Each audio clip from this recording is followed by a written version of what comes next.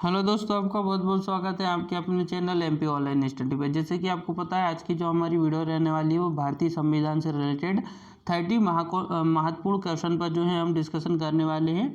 इसके अतिरिक्त मैंने 2 वीडियो ऑलरेडी अपलोड की हुई है जिसमें हमने जो है 30 क्वेश्चन पर डिस्कशन किया था।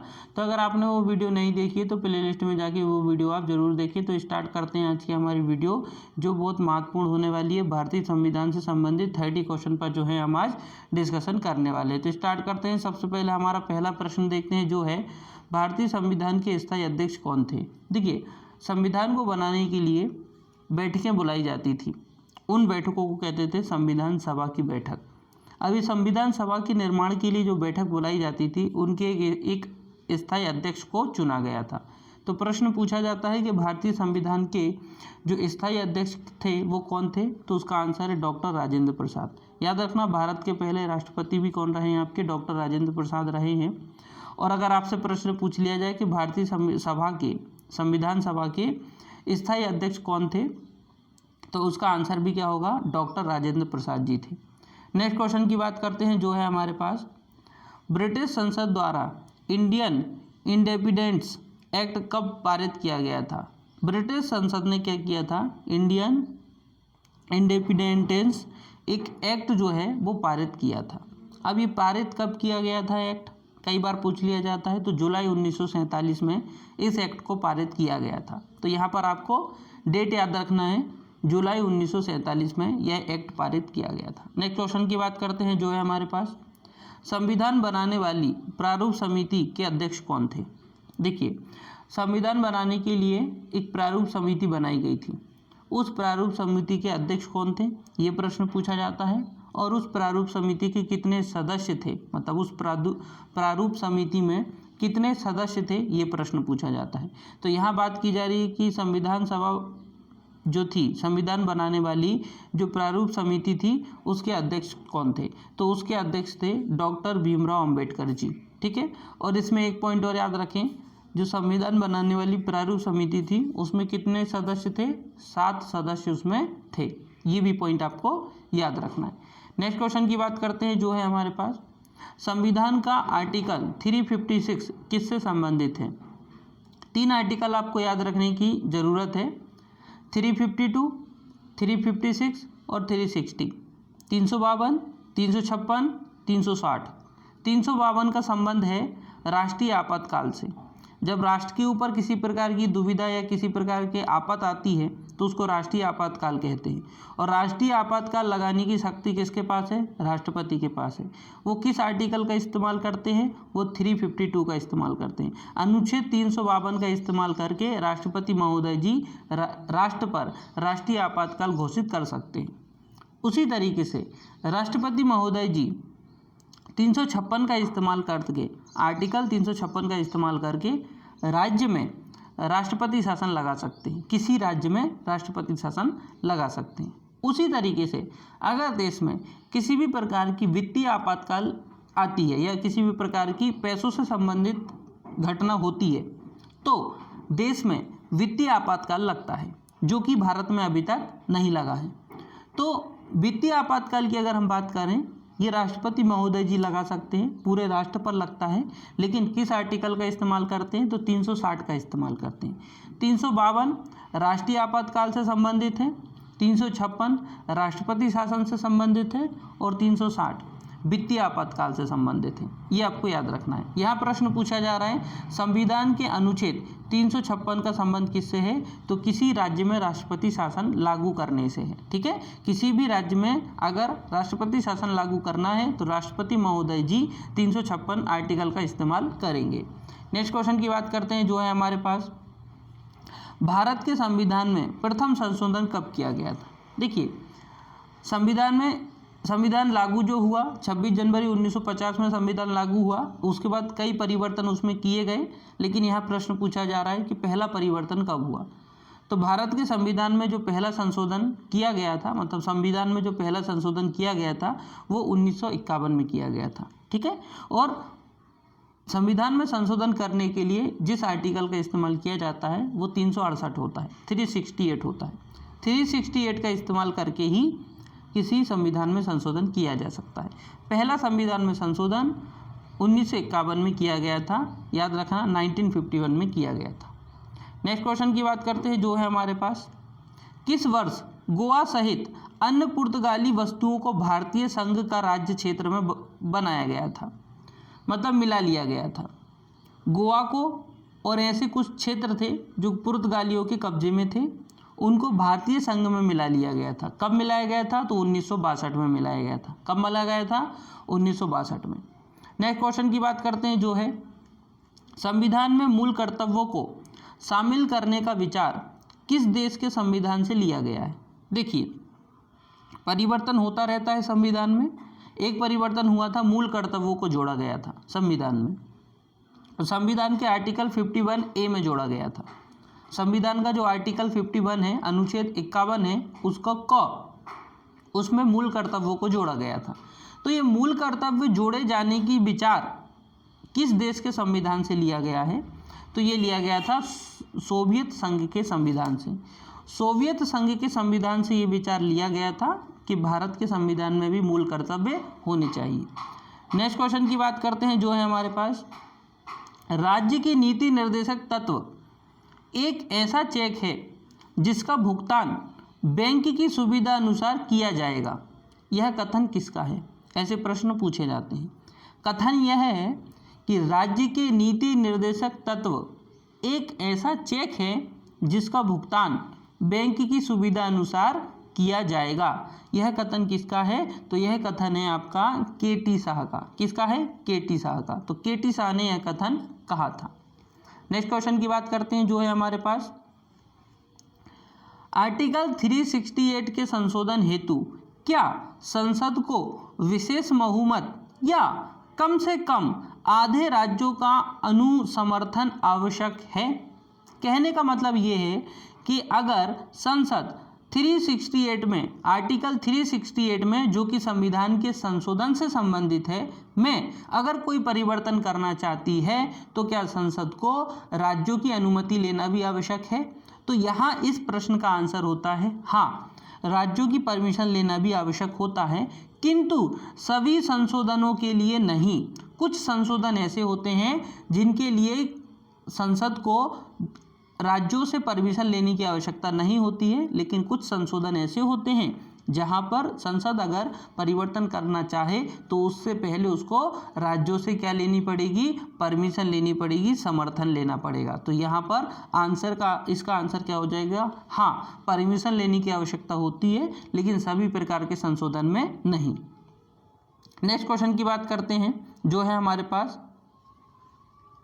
राष्ट्रपति निर्वाचित होने का पात्र बनने के लिए किसी व्यक्ति की आयु पूर्ण होनी चाहिए। अगर आप राष्ट्रपति बनना चाहते हैं तो आपकी कम से कम एज कितनी होनी चाहिए? जैसे कि लास्ट वीडियो हमने डिस्कशन किया था कि अगर आप लोकसभा के सदस्य बनना चाहते हैं तो आपकी एज कितनी होनी चाहिए? 25 होनी चाहिए। उसी तरीके से अगर आप किसी भी जैसे कि भारत में अगर आप राष्ट्रपति बनना चाहते हैं तो उस पद पर या राष्ट्रपति बनने के लिए जो आपकी योग्यता है, आयु है, एज है, वो कितनी होनी चाहिए? तो वो होनी चाहिए 35 वर्ष। कितनी होनी चाहिए? 35 वर्ष होनी चाहिए। तो यहाँ पर ये वाला भी पॉइंट आपको थोड़ा सा याद रखना है। नेक्स्ट क्वेश्चन की बात करते हैं जो है हमारे पास, उपराष्ट्रपति के चुनाव में मतदान होते हैं, मतलब नॉर्मली जिस प्रकार से राष्ट्रपति जी का चुनाव होता है उसी तरीके से उपराष्ट्रपति जी का चुनाव होता है, लेकिन इसमें वोटिंग की थोड़ी सी अलग अलग कॉन्सेप्ट चलता है। मतलब उपराष्ट्रपति जी का जब चुनाव होता है तो उस समय कौन कौन वोट डालते हैं, है ना? उपराष्ट्रपति जी को चुनने के लिए जो वोट डालते हैं वो लोकसभा और राज्यसभा के सभी सदस्य, लोकसभा और राज्यसभा के सदस्य मिलके ही उपराष्ट्रपति जी के चुनाव में वोटिंग करते हैं और उपराष्ट्रपति जी को चुनते हैं। ठीक है, तो यहाँ याद रखना, उपराष्ट्रपति के चुनाव में मतदान करते हैं लोकसभा और राज्यसभा के सभी सदस्य। नेक्स्ट क्वेश्चन की बात करते हैं, किसकी अनुमति के बिना राज्य की विधानसभा में कोई धन विधेयक पेश नहीं किया जा सकता? यहाँ किसकी बात हो रही है? यहाँ विधानसभा की बात हो रही है। विधानसभा की बात हो रही है मतलब राज्य की बात हो रही है, क्योंकि जब हम लोकसभा की बात करते हैं और हम राज्यसभा की बात करते हैं मतलब हम केंद्र की बात कर रहे हैं, लेकिन यहाँ विधानसभा की बात हो रही है।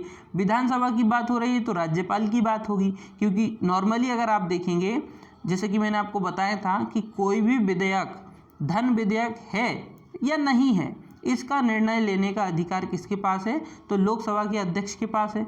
उसी तरीके से किसी भी राज्य में जब कोई विधेयक आता है तो वो विधेयक धन विधेयक है या नहीं है, इसका निर्णय लेने का अधिकार किसके पास होता है, राज्यपाल के पास होता है।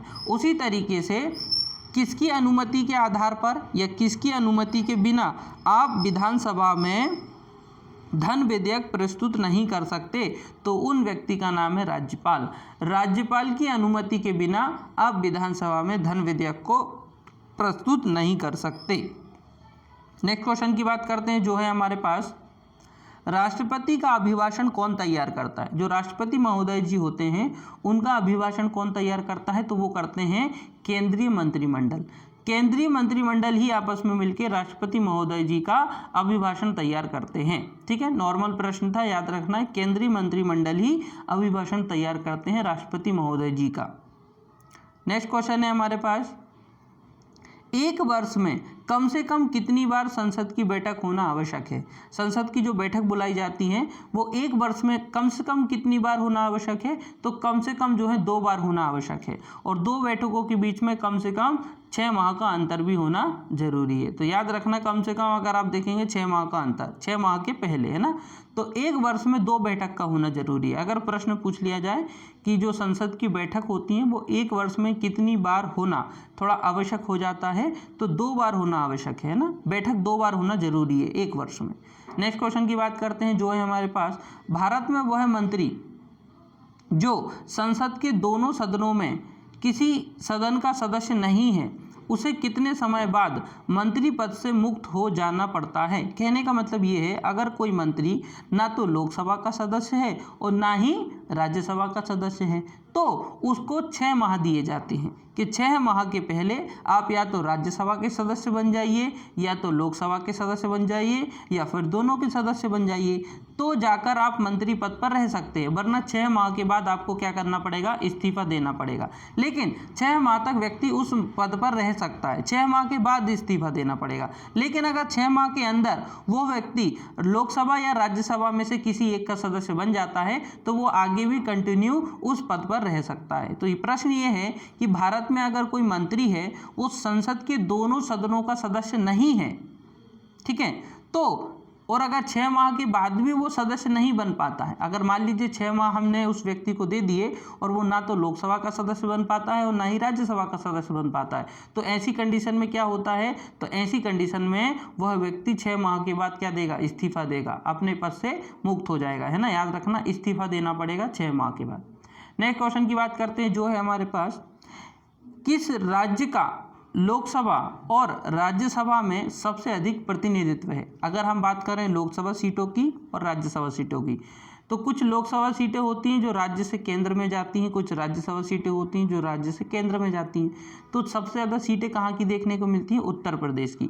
उत्तर प्रदेश की लोकसभा सीटें भी सबसे ज़्यादा हैं और राज्यसभा सीटें भी सबसे ज़्यादा हैं, इसीलिए उत्तर प्रदेश ही लोकसभा और राज्यसभा का प्रतिनिधित्व करता है। तो प्रश्न पूछा जाता है कि किस राज्य का लोकसभा और राज्यसभा में सबसे ज़्यादा प्रतिनिधित्व है, तो आंसर आएगा उत्तर प्रदेश का प्रतिनिधित्व सबसे ज़्यादा है, लोकसभा में भी और राज्यसभा में भी। नेक्स्ट क्वेश्चन की बात करते हैं, जो है हमारे पास, भारत सरकार का मुख्य विधि परामर्शदाता कौन होता है। भारत सरकार का मुख्य विधि परामर्शदाता कौन होता है, कानूनी अधिकारी कौन होता है। भारत का सबसे बड़ा कानूनी अधिकारी किसे कहा जाता है, सिंपल सा प्रश्न है, इसको घुमा फिरा के भी पूछा जाता है। तो विधि अधिकारी, विधि परामर्शदाता कौन होता है, भारत सरकार का मुख्य विधि परामर्शदाता कौन होता है, तो इसका आंसर होगा भारत का महान्यायवादी, जिसको अटॉर्नी जनरल ऑफ इंडिया भी कहा जाता है। ठीक है, भारत का महान्यायवादी, इसको विधि अधिकारी भी कहा जाता है और परामर्शदाता भी कहा जाता है। ठीक है, और इसको आप भारत का महान्यायवादी भी कह सकते हैं और अटॉर्नी जनरल ऑफ इंडिया भी कह सकते हैं। तो ये दोनों पॉइंट आपको याद रखना है। नेक्स्ट क्वेश्चन की बात करते हैं, जो है हमारे पास, संविधान की किस अनुसूची में केंद्र एवं राज्य के बीच वैधानिक शक्तियों का बंटवारा दिया हुआ है। मतलब केंद्र सरकार के पास कौन कौन सी शक्ति हैं, राज्य सरकार के पास कौन कौन सी शक्ति हैं, और दोनों के पास कॉमन कौन कौन सी शक्तियां हैं। इसके लिए केंद्र सूची, राज्य सूची और समवर्ती सूची बनाई गई है। लेकिन राज्य सूची, केंद्र सूची और समवर्ती सूची को कहाँ रखा गया है? तो ये रखा गया है अनुसूची में। अब भारत के संविधान में कितने अनुसूची हैं? तो 12 अनुसूची हैं। लेकिन जिस समय भारत के संविधान लागू किया गया था उस समय 8 अनुसूचियाँ हुआ करती थी। बाद में इसमें समय समय पर 4 अनुसूचियाँ जोड़ दी गई हैं, तो टोटल 12 अनुसूचियाँ हो चुकी हैं। लेकिन बात करें अगर हम कि संविधान की किस अनुसूची में केंद्र एवं राज्यों के बीच जो वैधानिक शक्तियां हैं उनका बंटवारा देखने को मिलता है, तो वो देखने को मिलता है 7वीं अनुसूची में। केंद्र और राज्यों के बीच में किस प्रकार की शक्तियां हैं, ये क्या क्या कर सकते हैं, इसके बारे में 7वीं अनुसूची से जानकारी प्राप्त होती है। नेक्स्ट क्वेश्चन की बात करते हैं जो है हमारे पास, भारत में राष्ट्रपति के चुनाव के लिए निर्वाचित मंडल के सदस्य कौन होते हैं? देखिए भारत में क्या होता है, राष्ट्रपति महोदय जी का भी चुनाव होता है और उपराष्ट्रपति महोदय जी का भी चुनाव होता है। लेकिन राष्ट्रपति महोदय जी का जो चुनाव होता है उसमें अगर आप देखेंगे तो कौन कौन से व्यक्ति चुनाव में भाग ले सकते हैं, मतलब वोटिंग कर सकते हैं। तो यहाँ पर अगर हम इसका आंसर देखें तो लोकसभा, राज्यसभा और राज्य विधानसभा के निर्वाचित सदस्य तीनों जगह के होने चाहिए।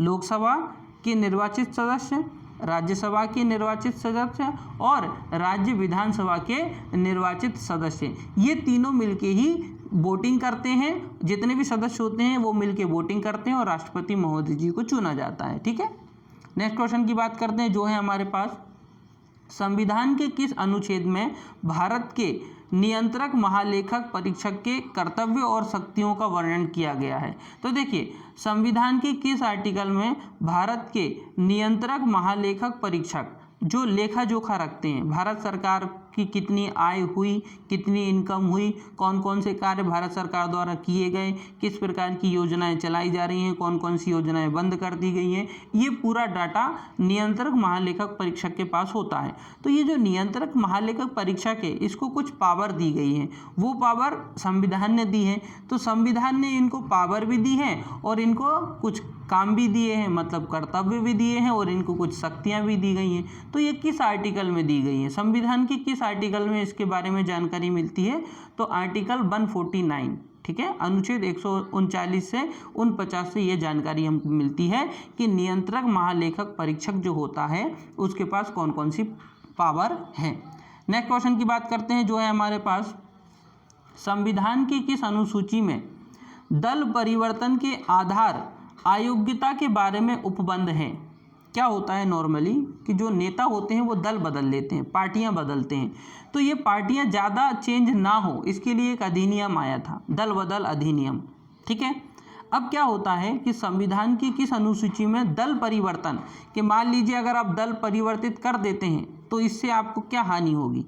पहला तो आप जिस पद पर हैं वो पद आपको त्यागना पड़ेगा। जैसे कि कोई व्यक्ति एक पार्टी को छोड़कर दूसरी पार्टी में जाता है तो वो पहले जिस पार्टी में था और उस पार्टी में रहते हुए वो जिस पद पर था उसको उस पद से इस्तीफा देना पड़ता है, तब जाकर ही वो सामने वाली दूसरी पार्टी में जा सकता है। ये दल बदल नियम आया था। संविधान की किस अनुसूची में दल परिवर्तन के आधार अयोग्यता के बारे में बताया गया है? उपबंध मतलब जानकारी मिलती है, तो 10वीं अनुसूची से ये जानकारी मिलती है। दल बदल अगर आपसे पूछ लिया जाए दल बदल संबंधी जानकारी किस अनुसूची से मिलती है, तो आप बोलना 10वीं अनुसूची से मिलती है। नेक्स्ट क्वेश्चन की बात करते हैं जो है हमारे पास, पांडुचेरी के प्रशासक तथा अंडमान निकोबार द्वीप समूह के प्रशासक, प्रशासक मतलब शासन करने वाले प्रशासक कहलाते हैं। ठीक है, पांडुचेरी के प्रशासक तथा अंडमान निकोबार द्वीप समूह के प्रशासक को क्या कहते हैं? नॉर्मली हमारे यहाँ जो प्रशासक होते हैं, मतलब राज्य के अंदर जो प्रशासक होते हैं उनको राज्यपाल कहते हैं।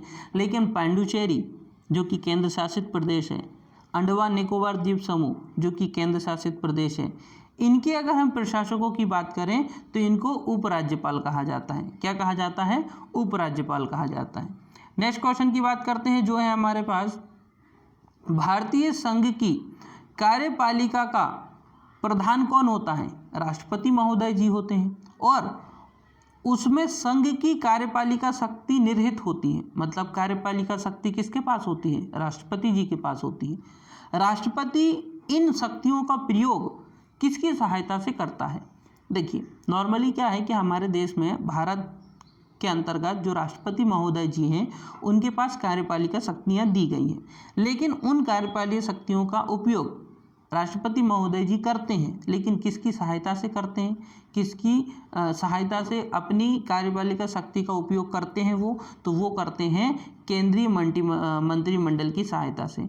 जो केंद्रीय मंत्रिमंडल है उनकी सहायता से ही ये क्या करते हैं, अपनी शक्तियों का उपयोग करते हैं। ठीक है, तो ये चीज़ याद रखना, केंद्रीय मंत्रिमंडल की सहायता से राष्ट्रपति महोदय जी अपनी कार्यपालिका शक्तियों का प्रयोग करते हैं।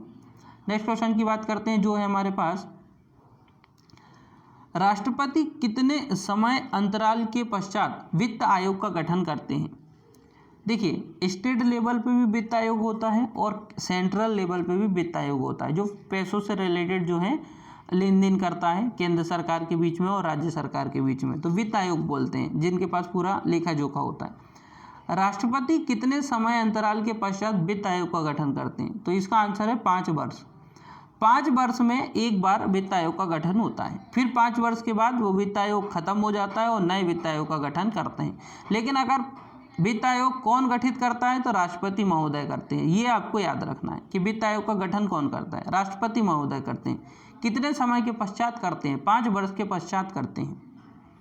नेक्स्ट क्वेश्चन की बात करते हैं जो है हमारे पास, संविधान सभा के प्रारूप समिति के अध्यक्ष डॉक्टर BR अम्बेडकर जी थे। इस समिति के सदस्यों की संख्या कितनी थी। मैं आपको ऑलरेडी बता चुका हूँ कि संविधान के निर्माण के लिए प्रारूप समिति बनाई गई थी। उस प्रारूप समिति के अध्यक्ष कौन थे, डॉक्टर BR अम्बेडकर जी थे। लेकिन उस प्रारूप समिति के सदस्य कितने थे, तो ऑलरेडी डिस्कशन कर चुके हैं, उसमें आपको 7 सदस्य देखने को मिले। ठीक है, नेक्स्ट क्वेश्चन की बात करते हैं जो है, संविधान के किस भाग में मौलिक अधिकारों के प्रावधानों को शामिल किया गया है। मौलिक अधिकारों के प्रावधानों को शामिल किया गया है। देखिए, टोटल संविधान में 22 भाग हैं। 22 भाग में पहला भाग जो है वो संघ और राज्य क्षेत्र से संबंधित है। दूसरा भाग जो है वो नागरिकता से संबंधित है। तीसरा भाग जो है वो मौलिक अधिकारों से संबंधित है। चौथा भाग जो है राज्य के नीति निर्देशक तत्वों से संबंधित है। इस तरीके से टोटल 22 भाग हैं, सबके अलग अलग विषय हैं। यहाँ पूछा जा रहा है कि संविधान के किस भाग में मौलिक अधिकारों के बारे में जानकारी मिलती है, तो वो मैं आपको ऑलरेडी अभी बता चुका हूँ, भाग 3 में। ठीक है, भाग 3 में मौलिक अधिकारों की जानकारी मिलती है। नेक्स्ट क्वेश्चन की बात करते हैं जो है हमारे पास, संविधान में प्रेस की स्वतंत्रता को या प्रेस की स्वतंत्रता का अलग से उल्लेख नहीं है। संविधान की अगर हम बात करें तो संविधान में प्रेस के लिए कोई अलग से स्वतंत्रता की बात नहीं की गई है, लेकिन यह स्वतंत्रता किस अनुच्छेद में अंतर्निहित है।